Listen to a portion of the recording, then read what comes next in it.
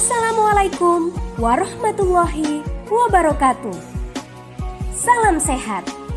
Perkenalkan, saya Andriani, CPNS Pemerintah Kabupaten Berau, Provinsi Kalimantan Timur. Saya adalah salah satu peserta Latsar CPNS Golongan 3 Angkatan 61. Saat ini, saya bertugas sebagai analis penyakit menular di UPT Puskesmas Merancang, Kabupaten Berau. Puskesmas Merancang yang ada di Kabupaten Berau merupakan salah satu fasilitas kesehatan tingkat pertama yang memiliki moto melatih, melayani dengan hati, dengan tata nilai cepat, tepat, tanggap, dan profesional. Selama kegiatan Latsar, saya melakukan aktualisasi dan habituasi di UPT Puskesmas Merancang. Aktualisasi dan habituasi yang saya lakukan berjudul Optimalisasi Penyebaran Informasi Penyakit Menular Infeksi Saluran Pernapasan Akut (ISPA) di wilayah kerja UPT Puskesmas Merancang. Kegiatan ini telah dilaksanakan pada tanggal 23 Juli sampai dengan 29 Agustus 2022 dan kejelasan setiap kegiatan adalah sebagai berikut. Kegiatan pertama, membuat peta sebaran penyakit menular infeksi saluran pernafasan akut (ISPA) dengan tahapan kegiatan. 1. Berkonsultasi dengan mentor dan berkoordinasi dengan pemegang program ISPA berkaitan dengan kegiatan yang akan dilakukan. Hal ini dilakukan terkait penyampaian rencana pelaksanaan kegiatan aktualisasi dengan meminta persetujuan kepada mentor. Hasil konsultasi yang telah dilakukan, mentor menyetujui terkait rencana pelaksanaan kegiatan aktualisasi dan memberikan arahan untuk melanjutkan kegiatan serta tetap melakukan koordinasi dengan teman-teman dari program lain yang terlibat. Setelah itu, saya berkoordinasi dengan penanggung jawab program ISPA. Dari hasil koordinasi yang telah dilakukan, beliau mendukung dan memberi arahan silahkan dilanjutkan untuk memudahkan dalam penanganan penyakit ISPA.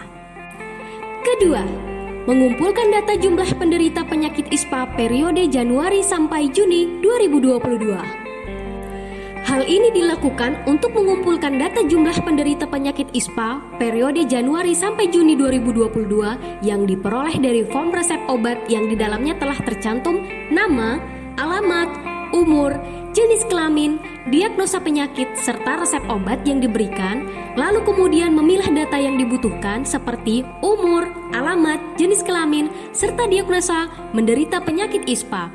Dan selanjutnya data tersebut diinput ke dalam Microsoft Excel. Ketiga, menginput data jumlah penderita penyakit ISPA ke dalam peta menggunakan aplikasi GIS. Hal ini dilakukan untuk mendapatkan informasi sebaran yang menderita penyakit ISPA yang terjadi per kampung.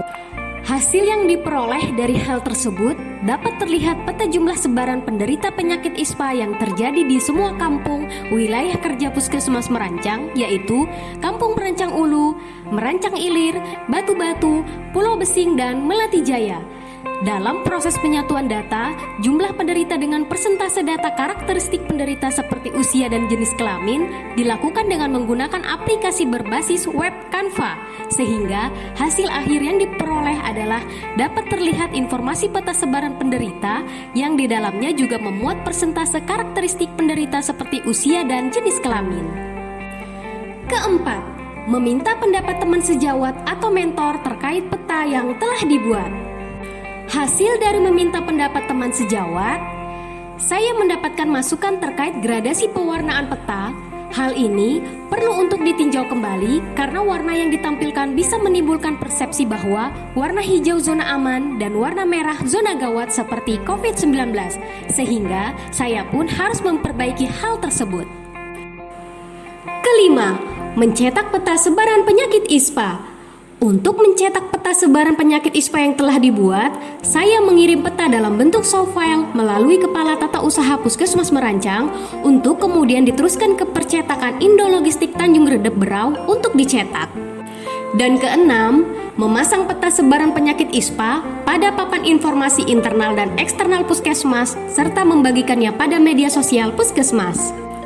Hal ini dilakukan agar peta sebaran yang memuat informasi tentang jumlah penderita per kampung, persentase umur, dan jenis kelamin yang menderita penyakit ISPA dapat diketahui baik oleh lingkungan kerja puskesmas maupun masyarakat di wilayah kerja puskesmas Merancang.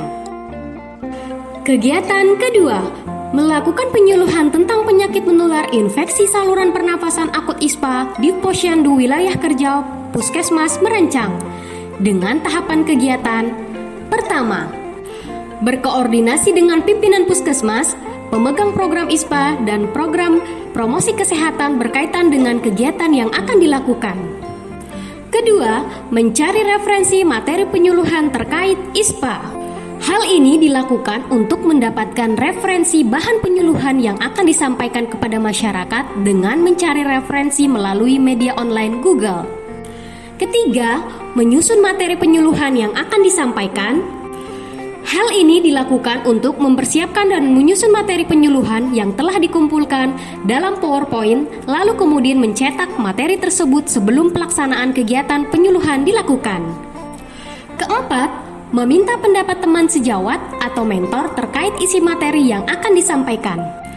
Hasil dari meminta pendapat teman sejawat, dalam pertanyaan apakah isi materi penyuluhan tentang penyakit ISPA yang akan disampaikan sudah jelas dan sekiranya dapat dengan mudah dimengerti dan diterima oleh masyarakat, beliau pun menjawab, ya.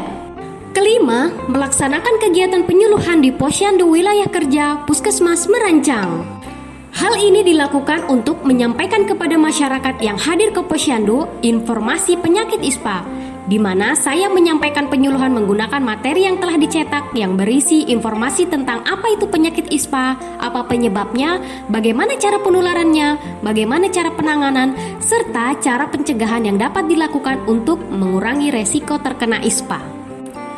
Kegiatan ketiga, membuat poster tentang penyakit menular infeksi saluran pernafasan akut ISPA dengan tahapan kegiatan. Pertama, berkoordinasi dengan pemegang program ISPA berkaitan dengan kegiatan yang akan dilaksanakan. Kedua, membuat konsep dan isi yang akan dimuat dalam poster.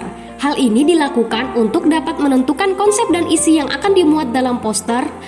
Saya pun mencoba membuat konsep dan isi poster dengan cara mencari informasi melalui media online Google terkait contoh-contoh poster dan isi tentang penyakit ISPA yang termuat di dalamnya untuk kemudian dijadikan referensi. Ketiga, membuat poster. Hal ini dilakukan untuk mengaplikasikan konsep dan isi poster yang telah dibuat menggunakan aplikasi berbasis web Canva dalam proses pengeditan poster. Keempat, meminta pendapat teman sejawat atau mentor terkait poster yang telah dibuat. Hasil dari meminta pendapat teman sejawat, saya mendapatkan masukan terkait isi poster yang di dalamnya terlalu banyak kalimat. Seharusnya poster lebih dominan gambar daripada kalimat. Saya pun menerima masukan tersebut dan mencoba memperbaiki hal tersebut. Kelima, mencetak poster ISPA. Untuk mencetak poster penyakit ISPA yang telah dibuat, saya mengirim poster dalam bentuk file via WhatsApp melalui Kepala TU Puskesmas Merancang untuk kemudian diteruskan ke percetakan Indologistik Tanjung Redep Berau untuk dicetak. Dan yang keenam, memasang poster ISPA pada papan informasi internal dan eksternal Puskesmas serta membagikannya pada media sosial Puskesmas. Kegiatan keempat, membuat video edukasi tentang penyakit menular infeksi saluran pernafasan akut ISPA dengan tahapan kegiatan. Pertama, berkoordinasi dengan pimpinan puskesmas dan pemegang program ISPA berkaitan dengan kegiatan yang akan dilaksanakan. Hasil koordinasi dengan pimpinan puskesmas, beliau mendukung terkait rencana kegiatan aktualisasi saya dan memberikan arahan silahkan dilanjutkan dan buat video yang simpel serta komunikatif. Kedua, membuat konsep dan isi yang akan dimuat dalam video. Hal ini dilakukan untuk dapat menentukan konsep dan isi yang akan dimuat di dalam video.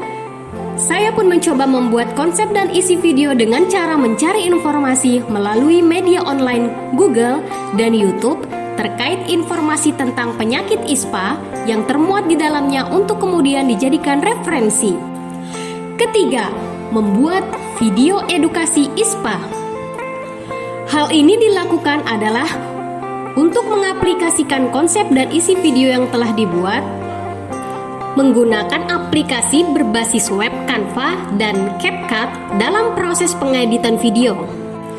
Keempat, meminta pendapat teman sejawat atau mentor terkait video yang telah dibuat.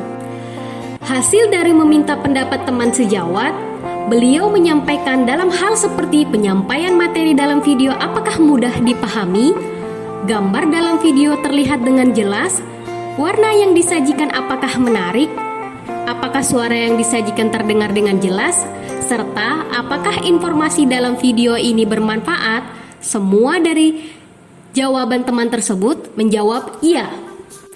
Dan yang terakhir, menayangkan video pada televisi layanan yang ada di ruang tunggu apotek puskesmas. Video yang ditayangkan mendapat respon yang baik dari masyarakat, terutama anak-anak, ketika mereka melihat dengan tanpa disadari, mereka mengikuti salah satu gerakan yang terdapat dalam video tersebut.